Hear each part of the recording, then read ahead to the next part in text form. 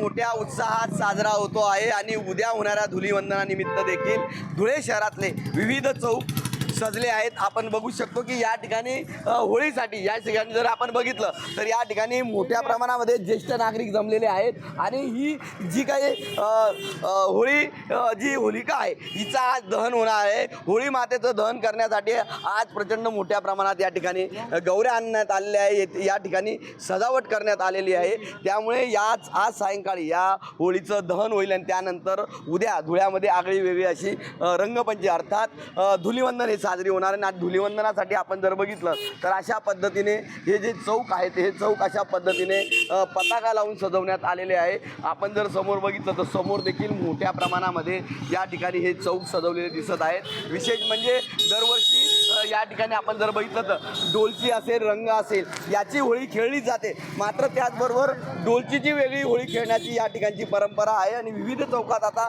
डोलची समवेतच आपण जर बघितलं तर या ठिकाणी शावर लावण्यात आलेले आहेत आणि या शावरवर हजारो तरुण हे आज रात्रीपासून ठेका धरणार आहेत आणि अत्यंत वेगळी आगळी वेगळी होळी या ठिकाणी खेळली जाणार आहे। त्यानिमित्त जर कधी आपण बघितलं तर या ठिकाणी मोठ्या प्रमाणात चौक अशा पद्धतीने सजवले गेलेले आहेत, मोठे मोठे डीजे या ठिकाणी लावले आहेत आणि हा होळीचा उत्सव आणि धुलीवंदनाचा उत्सव या ठिकाणी मोठ्या प्रमाणात या ठिकाणी साजरा होताना दिसतो आहे। त्या निमित्ताने धुळे शहरामधले हे विविध चौक हे या ठिकाणी आपल्याला सजलेले दिसत आहेत। त्यामुळे धुलीवंदनाचा दिवस देखील मोठ्या प्रमाणात या धुळे शहरामध्ये साजरा केले जाणार आहे। मनीष मातोळे, TV9 मराठी, धुळे।